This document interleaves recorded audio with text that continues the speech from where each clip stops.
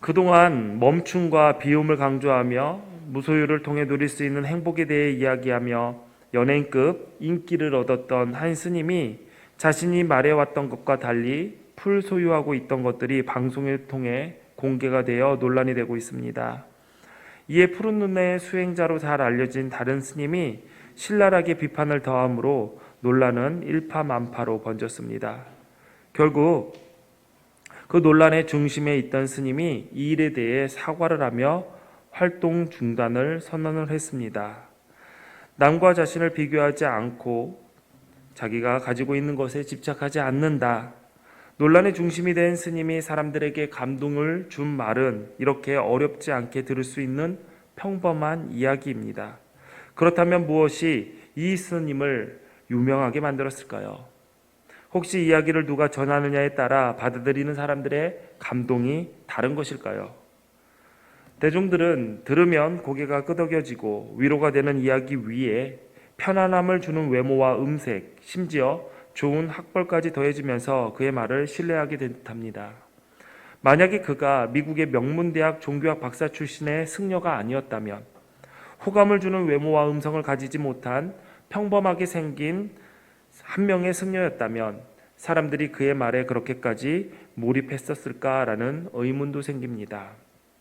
대중들은 그가 전하는 멈춤과 비움의 메시지를 들으며 비교하지 않고 내가 가진 것에 집착하지 않는 지혜를 얻고자 했지만 마음으로는 메시지보다 그 메시지를 전하는 사람이 소유한 것에 더 관심을 둔 것 같습니다.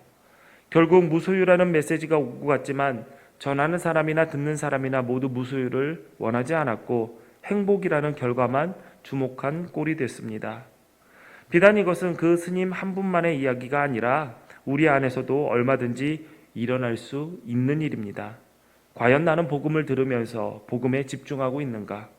아니면 복음 자체보다 복음이 가져다주는 결과만 탐내고 있는 것이 아닌가? 우리는 돌아봐야 될 것입니다. 진리는 단순합니다.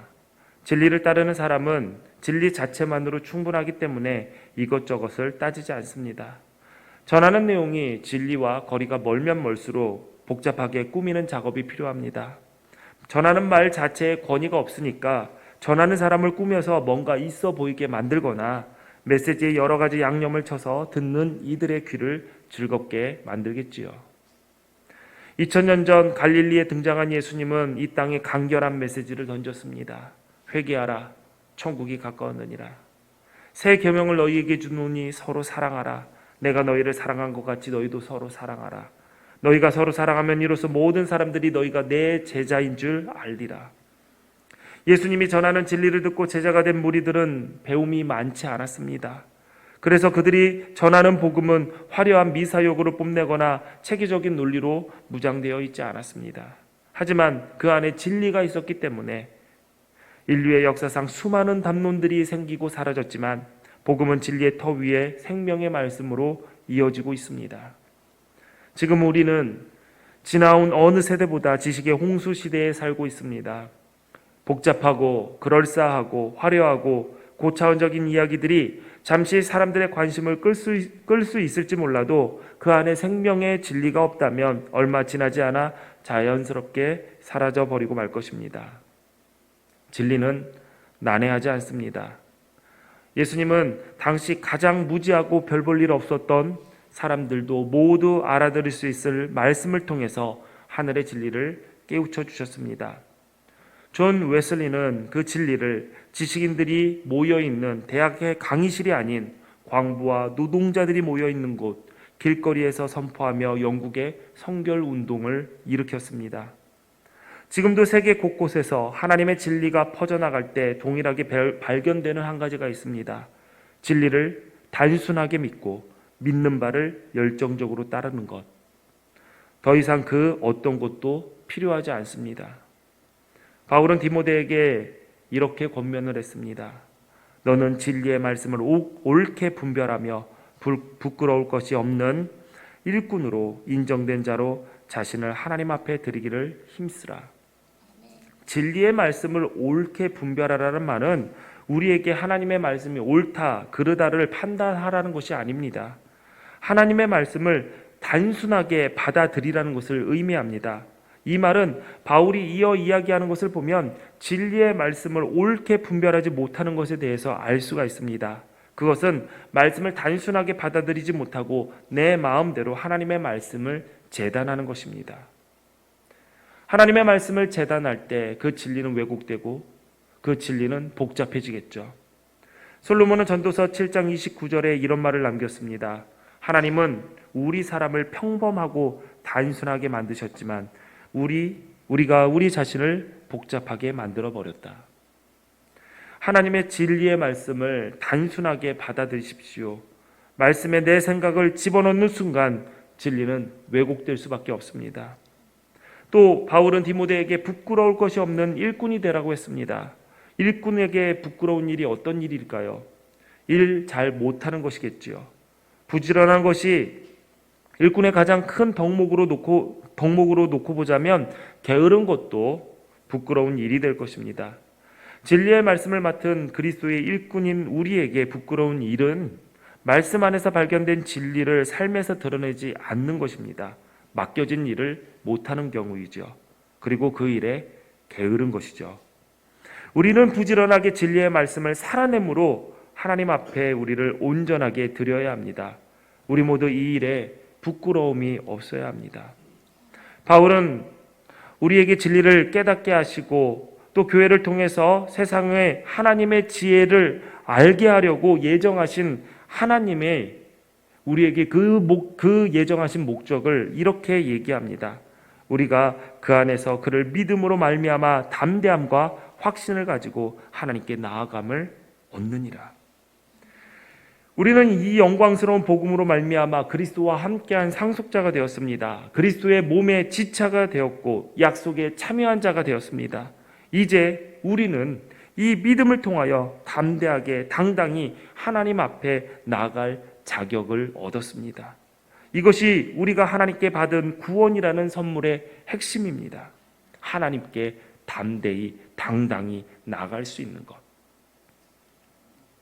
미국의 기업인이자 투자가인 워렌 버핏은 세계 최고의 부자 중 한 명입니다.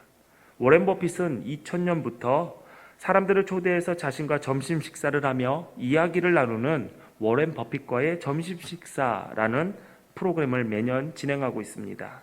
전 세계인들을 대상으로 1년에 한 번씩 경매를 통해서 함께 식사할 사람을 선정합니다. 최고의 입찰가를 써낸 사람은 뉴욕의 소박한 스테이크 하우스에서 3시간 동안 워렌 버핏과 식사를 합니다. 이 3시간의 식사를 위해 세계의 많은 부자들은 정말 천문학적인 지출을 하면서 그와 시간을 보내려고 경쟁하고 있고 이로 인해서 낙찰가는 매년 오르고 있습니다. 최근에 최종 낙찰된 가격은 우리 돈으로 54억에 달합니다. 한 끼의 식사를 위해 54억을 지불하다니, 한 끼에 5,400원 정도의 햄버거 세트면 즐겁게 식사할 수 있는 저로서는 도저히 이해할 수가 없고 그 54억이라는 돈이 아깝기도 합니다. 그러나 그와 식사를 한 대부분의 사람들은 그와 식사를 하기 위해 지불한 막대한 비용을 전혀 아까워하지 않는다고 합니다. 이렇게 큰 돈을 들여서 워런 버핏이라는 사람과 식사를 하려는 이유가 무엇일까요? 그를 만나면 삶의 가치를 높이는 투자의 방법을 배울 수 있을 것이라는 기대 때문일까요? 어쩌면 그를 만나서 인생을 바꿀 수 있는 계기를 얻을 수 있다고 생각할지도 모르겠습니다. 실제로 이 식사를 통해서 워렌 버핏 회사에 스카웃된 사람도 있고 자신이 경영하는 회사의 주가가 이 식사 하나만으로 인해서 급상승한 경우도 있었습니다. 물론 식사를 하고자 했던 그 사람들이 이런 결과를 기대하고 그를 만나려 하지는 않았을 것입니다. 단지 워렌 버핏을 만나 그의 이야기를 들으려 했을 뿐이고 그 자격을 얻기 위해서라면 수십억 정도는 지불해야 한다라고 생각했겠죠. 워렌 버핏만 아닙니다. 이 땅에서 소위 힘이 있는 사람들을 만나는 것은 쉬운 일이 아닙니다. 저같이 평범한 사람들은 웬만한 일이 아니고 사나 왕이나 대통령을 만나는 것은 힘든 일입니다. 더군다나 식사를 같이 한다는 것은 거의 불가능한 일이지요. 유명하고 높은 지위를 가진 사람을 만나는 것은 쉬운 일이 아닙니다. 만약에 천지를 지으시고 우주를 통치하시는 하나님을 만날 수 있는 자격을 얻는 경매가 열렸습니다. 그렇다면 우리는 얼마를 써낼까요? 써낼 수 있을까요? 근데 사실 이 질문 자체가 넌센스입니다. 하나님을 만나는 것은 세계 유명인이나 지위를 높은 사람을 만나는 것과는 차원이 다른 일이기 때문이죠. 우리가 예수 믿어 구원받아 얻게 된 복 중 가장 큰 복은 하나님께 나아갈 수 있게 된 것입니다. 이것보다 더 큰 복은 없습니다.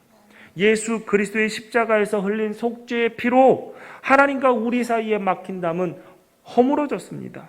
이 사건으로 우리는 하나님 앞으로 갈 수 있는 길이 열렸습니다. 우리는 예수님을 통한 은혜의 선물이 나에게 허락됐다라는 것을 믿음으로 하나님을 만나는 자격이 부여된 것입니다. 그래서 우리는 하나님의 은혜의 보좌 앞에 때를 따라 돕는 은혜를 구하기 위해 담대히 나갈 수 있는 것이죠. 히브리서 4장 16절에 그러므로 우리는 긍휼하심을 받고 때를 따라 돕는 은혜를 얻기 위하여 은혜의 보좌 앞에 담대히 나갈 것이니라 라고 했습니다. 어떠한 것도 지불하지 않았던 우리가 은혜로 하나님을 만날 수 있는 자격을 얻었습니다. 우리가 예수님만으로 만족할 수 있다라는 이유는 바로 하나님을 만날 수 있는 자격을 얻었기 때문이죠. 그리고 이것이 얼마나 큰 복이고 또 얼마나 귀한 은혜인지 안다면 우리는 이 특권을 함부로 낭비하지 않을 것입니다. 그러나 우리는 안타깝게도 이 특권을 거저받았기 때문에 엄청난 것임을 깨닫지 못할 때가 너무나도 많습니다. 자격은 가지고만 있으면 의미가 없습니다. 특권은 그 권리를 사용할 때 가치가 생기기 시작합니다. 그러므로 우리는 창조주 하나님을 만날 수 있는 권리를 누려야 합니다.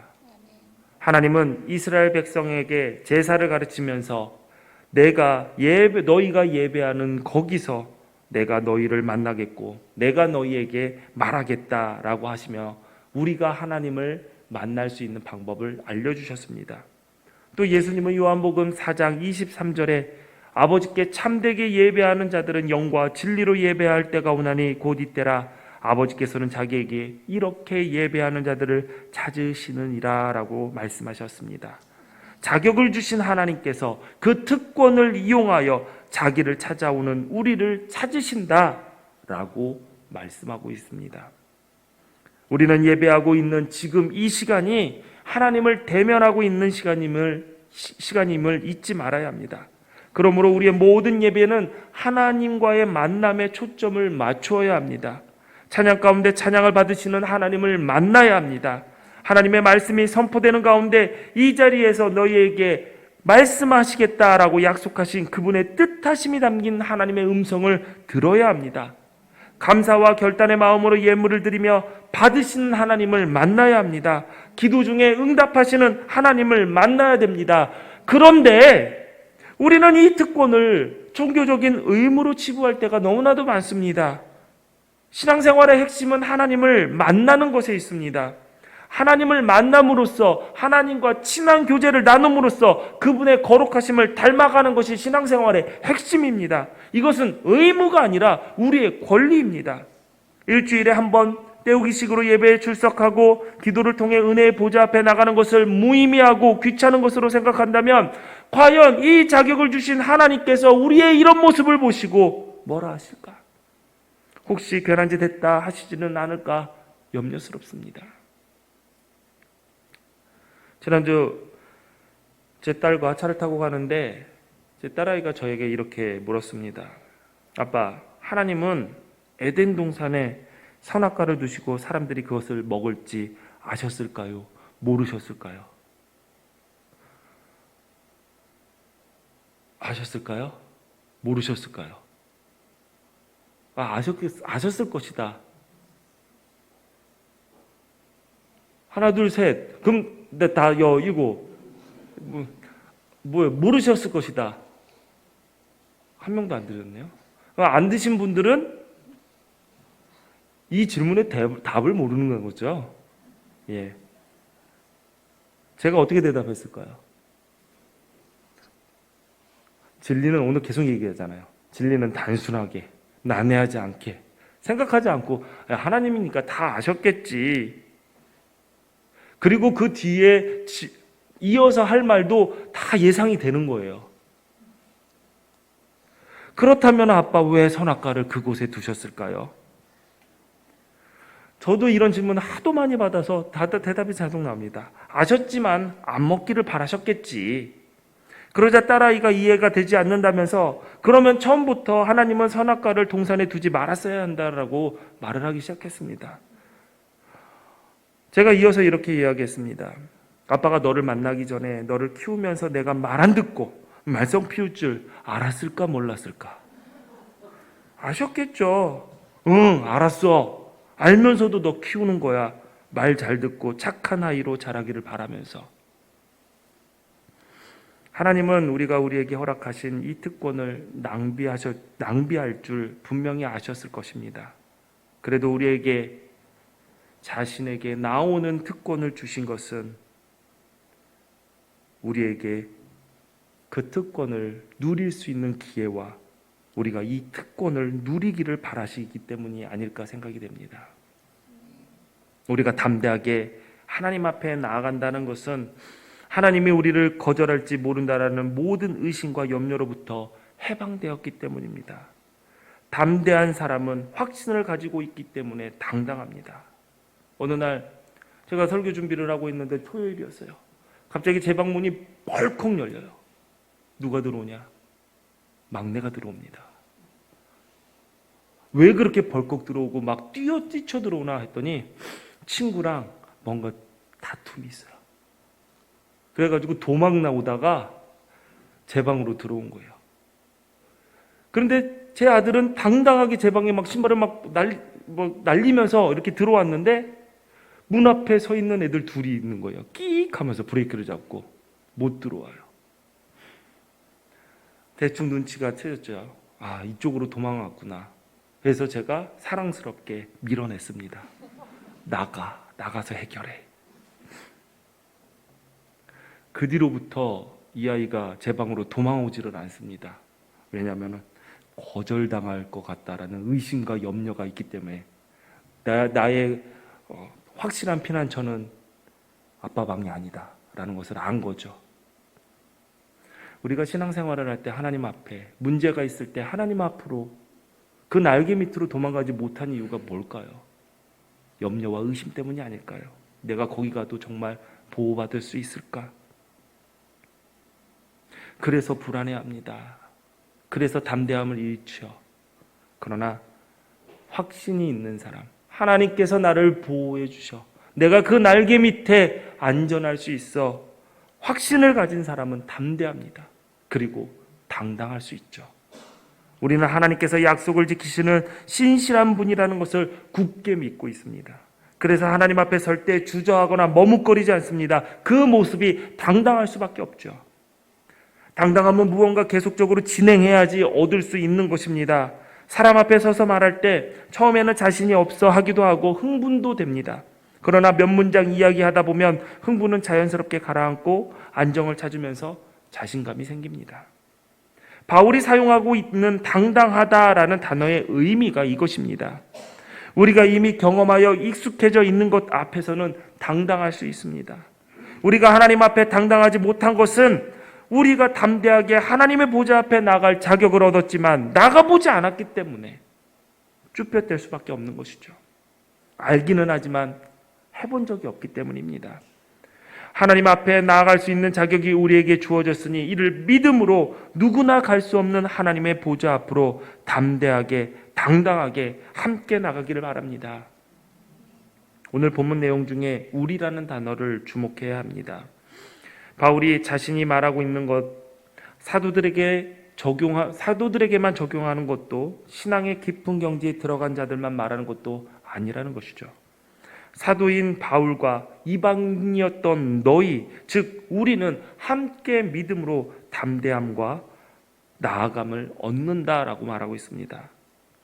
신앙생활은 혼자서 하기 진짜 어렵습니다. 하나님도 그것을 너무나도 잘 아십니다. 그렇기에 주님은 우리에게 신앙의 동지들을 허락하십니다.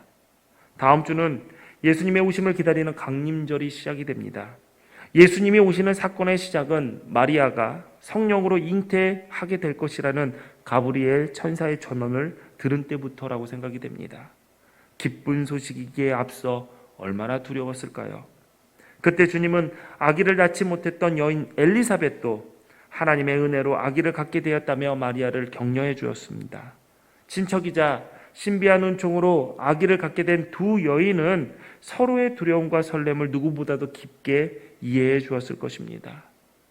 신앙의 동지는 두려움과 설렘을 깊게 이해해 주는 사람들입니다. 예수님도 제자들을 12이나 부르셨죠. 그 안에서 가장 어울리지 않을 둘을 꼽자면 세리 마태와 열심당원 시몬일 것입니다. 매국노였던 마태, 무장투쟁을 통한 독립을 주장했던 열심당원 시몬. 어떻게 이 둘이 동지가 될 수 있었을까요? 예수님을 따르는 제자들을 확대해 보면 더 기가 찹니다. 고귀한 신분, 사내들인 공의회 회원 니고데모, 창녀로 알려져 있던 막달라 마리아, 가난한 자들 사이에 껴있던 부자 아리마대 요셉. 이렇게 절대 하나로 묶을 수 없는 부류의 사람들이 진리로 하나 되어 교회를 이루었습니다. 교회는 바로 우리가 복음 안에서 담대하게 살아갈 수 있도록 서로를 격려하고 붙돋아주고 그 뜻을 함께하라는 동지들을 주신 것, 바로 그것이 하나님의 선물이라는 것이죠. 우리는 복음을 개인주의적으로 해석하고 끝나는 경우가 많습니다. 이것은 우리가 복음을 잘못 이해하는 것이죠. 물론 예수님이 나를 구원하시려고 십자가에서 죽으시고 부활하신 것을 믿는 것은 잘못이 아닙니다. 하나님께서 예수님을 통해 이루신 구원에 참여하려면 예수님의 십자가와 부활이 나를 위한 구원의 사건이라는 것을 믿고 받아들여야 됩니다. 그러나 복음은 여기서 끝이 아닙니다. 예수님의 십자가와 부활을 개인의 구원을 위한 사건으로만 이해하고 머무르는 것은 만찬에 가서 에피타이저만 먹고 식사를 다 했다고 일어서는 것과 같습니다. 예수님의 구원의 사역은 나를 구원하셔서 우리를 화목하게 하여 새로운 인류를 창조하시려는 하나님의 뜻이 있습니다. 그러므로 복음은 개인의 새로운 삶에 관한 기쁜 소식이자 동시에 새로운 인류에 관한 기쁜 소식입니다. 지금까지 우리는 신앙생활에서 내가 예수 믿고 구원받은 것만 중요하게 생각하고 구원받은 사람들이 함께 모인 교회의 중요성을 무시하는 경우가 의외로 많았습니다. 교회를 단순히 자신의 구원을 이루기 위해 예배해주고 기도하게 해주고 설교를 듣게 해주는 서비스 업체로 생각하는 경우가 있죠. 교회 공동체의 정식 회원이 되기를 꺼리면서 다른 성도들과 일정한 거리를 두고 지내려고 합니다. 왜? 그것이 편하다고 생각하니까. 그러면서 나의 영적인 유익만을 얻을 수 있다면 교회에서 무슨 일이 일어나든 상관은 없습니다. 교회가 어느 방향으로 나가는지 개의치 않죠. 내가 원하는 서비스를 받지 못하면 이 세상에는 다른 교회들이 많기 때문에 내가 원하는 교회로 옮기면 된다고 생각을 합니다. 교회의 중요성을 모르다 보니 교회에 대한 사랑도 없습니다. 그러니 헌신할 수도 없겠지요. 이러한 무관심이 나의 구원의 여정에서는 힘을 잃게 만들고 더 나아가 이 땅의 많은 교회를 병들게 합니다. 더 큰 문제는 하나님이 원하시지 않는 것입니다. 바울은 교회를 통해서 하늘에 있는 정사들과 권세들에게 하나님의 경이롭고 다채로운 지혜가 알려진다라고 말하고 있습니다. 그러므로 교회이신 성도 여러분, 여러분은 세상에 하나님의 능력과 지혜를 드러내는 영적 기관이 되어야 됩니다. 우리 함께 그 일을 감당해야 합니다. 욕망에 붙들려 사는 삶에서 벗어나 하나님의 뜻을 꼭 붙들고 사는 삶을 선택하는 것. 교회는 하나님의 통치하시는 삶의 아름다움을 이 땅에 드러내야 합니다. 영원부터 우리 주 예수 그리스도 안에서 예정하신 뜻을 이루기 위해 바울은 우리에게 이렇게 권면합니다. 용기와 확신을 가지고 담대하게 하나님께 나아가자. 그러나 현실을 한번 바라보십시오. 현실 속에서는 하나님의 뜻이 늘 무너지는 것처럼 보입니다. 힘 있는 자들, 악한 자들이 자신의 뜻을 관철하기 위해서 교묘하게 때로는 노골적으로 약한 자들을 이용해 먹습니다. 착하게 사는 사람들은 언제나 그 힘 앞에서 무너집니다. 이 세대를 본받지 말고 하나님의 뜻을 분별하고 진리를 단순하게 믿고 열정적으로 따르고자 마음을 먹어도 한 발짝 옮기는 게 쉽지 않습니다. 이런 일이 반복되다 보면 우리는 당연하게 안 되는구나, 이런 패배의식에 빠지게 되죠. 바다 위를 항해하는 배는 바람에 따라서 움직입니다. 그러나 빙하는 바람이 부는 방향과 상관없이 반대라도 꿋꿋하게 움직입니다. 빙하는 바다 위로 나온 부분보다 깊은 바다의 대부분의 몸을 담그고 있기 때문에 바람의 영향보다는 해류의 영향을 더 크게 받기 때문입니다. 보이지 않지만 하나님의 뜻은 이 땅에 분명히 역사하고 있습니다. 하나님은 세상에 약한 이들을 들어서 강한 자를 부끄럽게 하시는 분이라고 했습니다. 바울이 용기와 확신을 가지고 담대하게 하나님께 나아가자라고 말한 것은 그저 마지막에 발아가며 사그러들기 전에 내는 맥 빠진 격려가 아닙니다. 그는 하나님의 뜻이 결국에는 승리한다라는 사실을 확신하고 있었습니다. 믿음의 사람들은 다른 사람들의 눈에 보이지 않는 현실을 믿음으로 볼 수 있는 사람들입니다. 사랑하는 기둥교회 성도 여러분, 그리스도의 비밀이 하나님께서 주신 진리라는 것을 확신하십시오. 진리를 단순하게 믿고 열정적으로 따르십시오. 이것저것 계산하고 내가 이것을 따랐을 때 못하게 될 것이 무엇일까, 얻게 될 유익이 무엇일까 계산하지 마십시오. 단순하게 받아들이시고 나에게 주어진 것을 열정적으로 해내십시오. 하나님을 언제든지 만날 수 있는 특권을 가진 자로서 자부심을 가지고 예배와 기도로 그 친밀한 만남을 이어가십시오. 그리스도의 비밀을 선포하는 자로서 부름받은 것을 분명하게 인식하고 있을 뿐만 아니라 자신에게 맡겨진 사명에 대해서 감격하십시오. 우리 공동체의 사명이 너무나 고귀한 것이고 기쁨이기 때문에 다가올 고난을 두려워하거나 부끄러워하지 마십시오. 진리의 반대쪽으로 나의 눈과 관심이 쏠릴 때 어서 신앙의 동지들의 손을 붙잡으십시오. 히브리서 10장 19절 22절 말씀 가슴에 새기면서 우리 함께 읽겠습니다. 시작. 그러므로 형제들아, 우리가 예수의 피를 힘입어 성소에 들어갈 담력을 얻었나니 그 길은 우리를 위하여 휘장 가운데로 열어 놓으신 새로운 살 길이요, 휘장은 곧 그의 육체니라. 또 하나님의 집 다스리는 큰 제사장이 계심에 우리가 마음의 부림을 받아 악한 양심으로부터 벗어나고 몸은 맑은 물로 씻음을 받았으니 참 마음과 온전한 믿음으로 하나님께 나아가자. 아멘. 아멘. 기독교 성도 여러분, 우리 눈에 보이는 현실은 낙심할 수밖에 없습니다. 그러나 담대하게 당당하게 오늘도 하나님께 나아가는 우리에게는 우리의 눈에 보이는 이 암담한 현실은 하나님께서 허락하신 영광의 날이 될 것입니다. 기도하겠습니다. 전능하신 하나님, 감사합니다. 우리가 은혜로 하나님 앞에 담대하게 나갈 수 있는 자격을 얻었음에 감사드립니다. 그 길이 새로운 살길임을 잊지 않게 하여 주시고 우리가 참 마음과 온전한 믿음으로 담대하게 오늘도 하나님의 보좌 앞에 때를 따라 돕는 은혜를 얻기 위해 나가는 지혜로운 하나님의 백성들 되게 하여 주옵소서. 예배 자리에 빈손으로 오지 않고 구별하여 하나님께 예물 드립니다. 우리의 모든 것들이 내 것이 아니라 하나님께서 우리에게 허락하신 은혜임을 깨닫게 하시니 감사합니다. 또한 주님의 일을 위해 우리가 택함 받음을 잊지 않고 우리의 것을 드려 하나님의 일에 동참할 수 있도록 기회 주셔서 감사합니다. 우리의 주인 되신 주님, 이 시간 새로운 결단과 마음을 담아 예물을 드리오니 주님께서 기쁘게 받아 주옵소서. 이 예물 드림이 욕심과 염려 속에서 살아온 우리가 그곳에서 벗어나 주님을 붙잡는 훈련이 되게 하여 주시고 우리의 작은 예물을 통하여서 이 교회 공동체가 하나님의 일을 감당할 수 있도록 하나님, 우리가 그 안에 디딤돌이 될 수 있도록 우리를 사용하여 주옵소서. 예수님 이름으로 기도합니다. 아멘.